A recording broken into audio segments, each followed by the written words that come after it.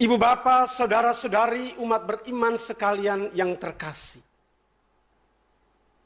Seorang anak kecil menatap sesosok mayat. Kepada ayahnya anak kecil itu bertanya, "Ayah, mengapa ada yang harus mati?" "Yang Maha Kuasa sudah membuatnya begitu, Nak," jawab sang ayah seadanya. "Tapi ayah, mengapa ada yang harus mati?" kejar anak kecil itu tidak puas. Supaya hidup ini berharga, Nak," jawab ayah anak itu lagi. Tapi ayah, mengapa ada yang harus mati?" "Memang ada yang harus mati supaya hidup ini berharga, Nak. Sebab sesuatu yang selalu dimiliki sering terasa tidak berharga lagi." Mengapa ada yang harus mati? Pasti bukan cuma pertanyaan anak kecil itu. Banyak orang telah mengajukan pertanyaan yang sama. Tapi selalu kematian alam misteri tak terpecahkan. Kita hidup di tengah dunia yang syarat oleh peristiwa yang merenggut nyawa. Ada banyak orang telah meninggal dengan macam-macam cara. Ada yang meninggal secara mendadak. Ada yang meninggal setelah melewati kronologi sakit dan penyakit yang panjang dan melelahkan. Dewasa ini, kematian tidak lagi hanya merupakan tragedi, tapi sesuatu yang dengan sengaja bisa dibikin. Sesuatu yang makin mudah dirancang. Pembunuhan berencana, kecelakaan yang disengaja, pengeroyokan, aborsi, genosida, yaitu pelenyapan kelompok manusia tertentu karena alasan-alasan politis, macam-macam. Setiap saat hidup seperti terancam, dan kapan saja kita bisa mati. Kita hidup dalam budaya kematian. Begitu kata mendiang Sri Paus Yohanes Paulus II. Saya menduga terdapat dua alasan mengapa dewasa ini makin banyak orang mati atas cara-cara demikian. Pertama, ambruknya akar terdalam dari religiositas kita, yaitu kesadaran spiritual dan pengakuan bahwa hidup ini punya Tuhan dan hanya Dia yang boleh membuat mati. Maka meski kita percaya bahwa hidup ini ada yang memiliki dan cuma Dia yang berdaulat atas kematian, tapi kita harus insaf bahwa setiap upaya pemberangusan kehidupan, entah melalui pembunuhan, aborsi, genosida, atau apapun caranya, adalah tanda kita latah. Kita merampok hak-hak Tuhan dan terlalu mencampuri urusan-urusannya. Kedua, kita lupa bahwa hidup ini sebuah keterberian. Sesuatu yang datang seperti hadiah. Lupa akan semua itu, kita jadi cenderung meremehkan hidup dengan pilihan-pilihan berbahaya. Narkoba, kebut-kebutan, mabuk-mabukan, tawuran. Atau di saat pandemi penyakit berbahaya seperti COVID-19. Kita abai terhadap prokes kesehatan. Pakai masker, cuci tangan, jaga jarak.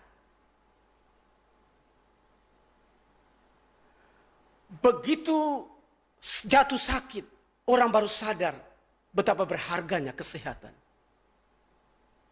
Saat menyaksikan ada orang mati, kita jadi tersentak betapa berharganya kehidupan.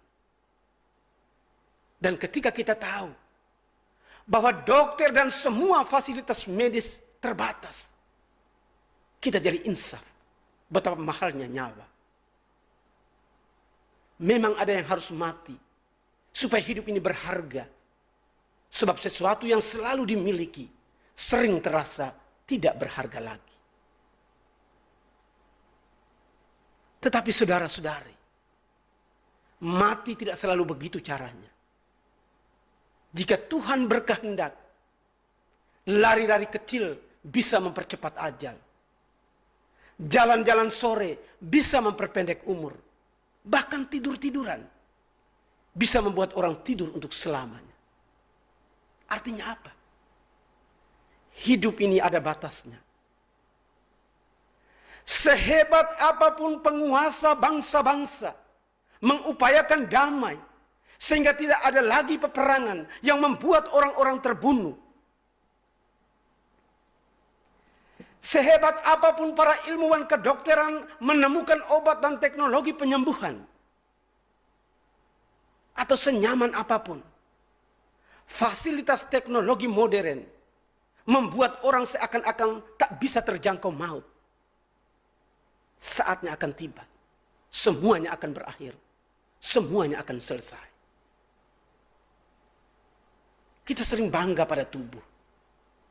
Kita sering bangga pada badan. Cantik, tampan, atletis.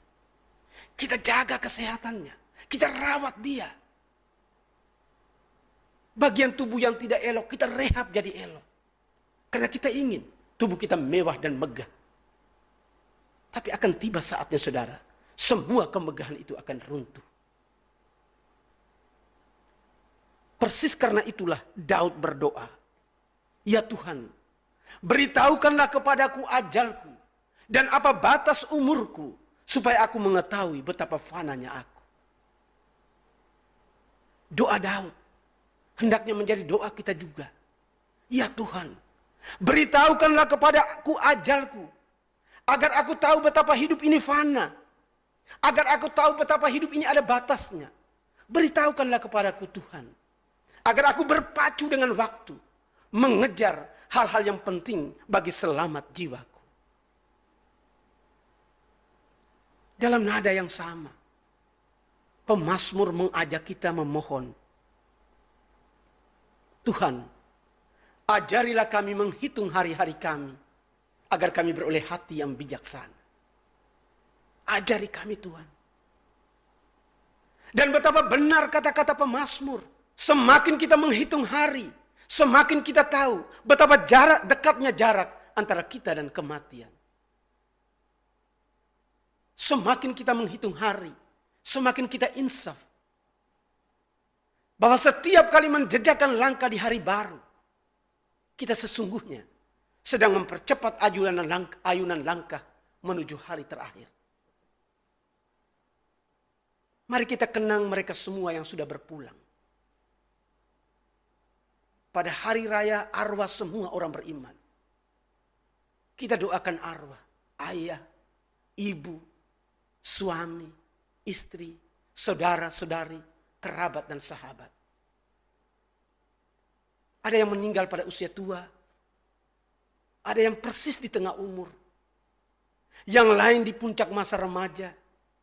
Ada lagi yang diambil langsung dari rahim ibunya. Ada yang meninggal dengan tenang. Ada yang meninggal setelah melewati kronologi sakit dan penyakit yang panjang, kacau dan mendebarkan. Tapi ada yang mati mendadak. Tabrakan. Dilindas mobil. Ditindih pohon. Tertimbun longsor. Dimangsa lautan. Terbakar. Keracunan. Aborsi. Bunuh diri. Pembunuhan. Diterjang bom. Ditelan bencana. Macam-macam. Banyak yang sudah tenang di surga. Tapi masih banyak lagi yang sedang menderita di api pencucian. Atas nama mereka, kita berdoa dengan doa sang penyamun di sisi salib Yesus. Yesus, ingatlah akan daku apabila engkau datang sebagai Raja. Kita percaya. Yesus sang Raja yang meraja atas maut adalah garansi, adalah jaminan bagi siapapun yang percaya. Ia akan datang dan menyelamatkan kita. Dia akan menepati kata-katanya di Golgota. Sesungguhnya hari ini juga engkau ada bersama-sama dengan aku di dalam Firdaus. Amin.